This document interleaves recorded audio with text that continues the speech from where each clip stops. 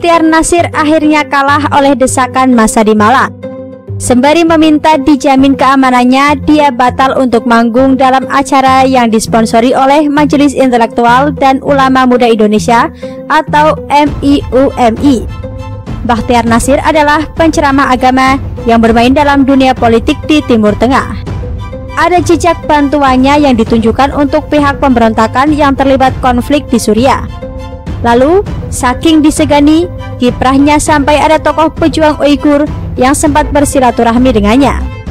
Hebat tak hanya ke luar negeri, dia juga pemain politik agama yang sangat vokal dan licik.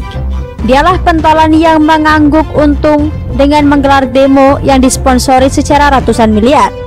Maka dari situlah gerakannya makin lama makin besar, mendapat angin dan melambung berkat sponsor yang bak air bah tadi. Bachtiar Nasir mengaku secara terbuka saat dia menjabat sebagai Ketua GNPF MUI bahwa mereka mendapatkan subsidi 100 miliar untuk demo Ahok. Bukan hanya 10 miliar, nyatanya mungkin lebih dari 100 miliar.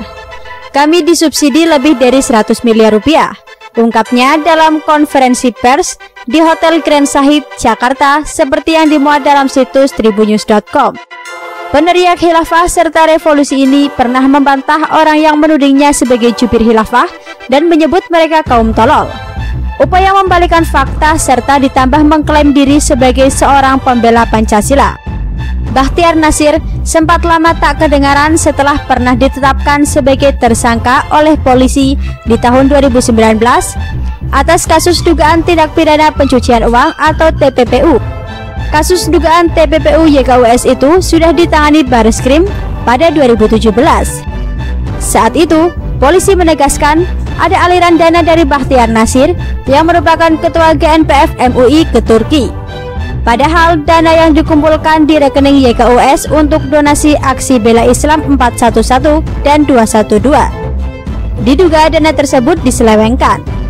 Pada masa ketika Bareskrim memproses hukum itulah, maka pendukungnya ramai meneriakan dan menuding kriminalisasi ulama kepada pemerintah. Upaya untuk mengalihkan isu itu untuk sementara berhasil, membuat pemerintah jadi berhati-hati agar tidak menimbulkan kegaduhan. Ada harapan ketika tahun lalu Bachtiar Nasir ditetapkan sebagai tersangka. Sudah keluar surat pencekalan dari bulan Mei dan itu berlaku sampai 6 bulan ke depan. Banyak pihak terlalu berharap bahwa Bachtiar Nasir akan dijebloskan ke penjara. Lalu, dia dan kelompoknya akan terbongkar dan gerakannya akan dilibas. Tapi ternyata tak ada satupun ekspektasi itu yang terwujud. Bachtiar Nasir tetap eksis. Apakah karena dia punya kekuatan pengacara yang sangat mumpuni? Tidak juga.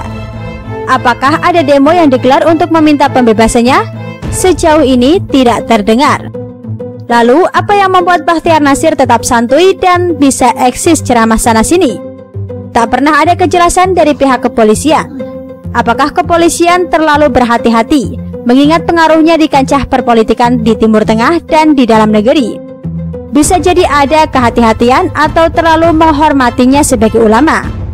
Tapi, kehati-hatian itu yang membuat bumerang.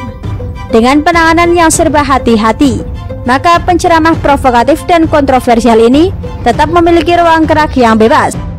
Maka, kedatangannya ke Malang menimbulkan keheranan kita semua. Kok masih bisa melenggang ke Malang? Bachtiar Nasir ini memang sakti. Pelopor minuman kencing onta ini masih terus melenggang sana-sini dengan membawa agenda yang jelas berbeda dengan penceramah yang baik. Tapi, sesakti-saktinya peminum kencing onta ini tetap akan kena batunya. Ini yang dialami dengan sebuah penolakan oleh massa dan umat di Malang. Orang Malang rupanya diremehkan oleh Bachtiar Nasir. Dai ini berpikir bahwa Malang itu adem.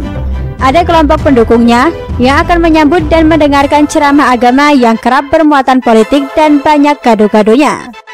Di luar dugaan, orang Malang yang mendengar info bahwa Bachtiar Nasir ini agak sedikit radikal, tetapi bukan hanya sedikit, sudah overdosis.